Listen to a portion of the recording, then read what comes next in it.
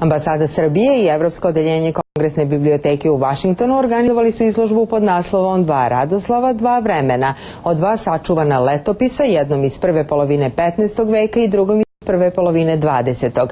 Trajanje i raspon podstiču na razmišljanje o dva vremena, dve države, dve teške epohe, postkosovskoj despotovini Stevana Lazarevića i kraljevini Jugoslaviji pod dinastijom Karađorđevića. Otvaranju izložbe prisustvovao je i kolega Branko Mikašinović. U starom srpskom rukopisnom nasleđu malo je spomenika koji svojim ostacima mogu da svedoče o jednoj eri, vrednosti i lepoti kodeksa i rukopisa, kao što je to slučaj sa 12 sačuvanih listova Radosavljevog jevanđelja, čije se original čuva u rukopisnoj zbirci Ruske nacionalne biblioteke u Sankt Peterburgu. Ovi listovi velikog formata predstavljaju deo jevanđelja nastalog u Srbiji 3. decenije 15. veka, koji je sada izložen u Vašingtonskoj kongresnoj biblioteci. Drugi rukopis predstavlja originalni dnevnik koji je pisao drugi Radoslav u prvoj polovini 20. veka, koji je otkrio umetnik Aleksandar Zograf, koji je taj tekst predstavio javnosti u knjizi stripova pred kraj prošlog veka. Oba Radoslava su po profesiji bili vezani za knjigu i pismo.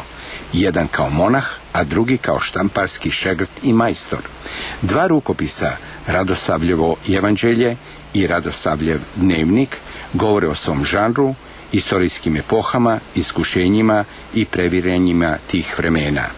Izložbu u Kongresnoj biblioteci je otvorio ambasador Srbije Ivan Vujačić.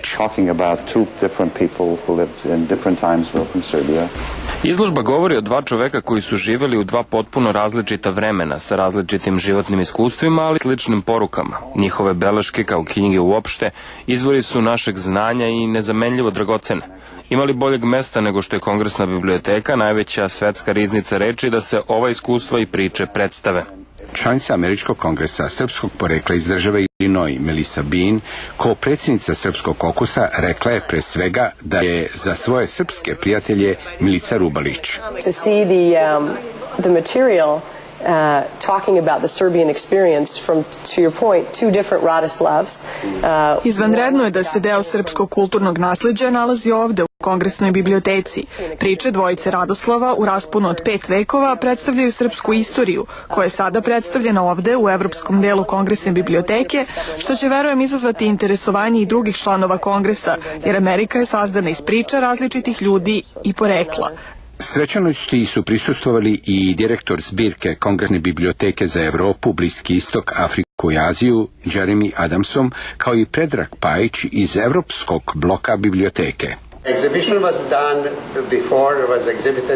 Interesantno je da se u ovom trenutku preko izložbe iz Narodne biblioteke Srbije stvara spona između Vašingtona, Pariza i Beograda, jer se ista izložba otvara i u gradu svetlosti, Parizu. I kako piše Sreten Ugričić, upravnik Narodne biblioteke Srbije, u katalogu za izložbu u Vašingtonu, riječ je o dva Srbina između stradanja i opstajanja, iskušenja i spasenja, koje raspon od 5 vekova ne deli, već ih spaja. Izložba Dva Radoslava, dva vremena u Kongresnoj biblioteci u Vašingtonu otvorena je do 30. juna.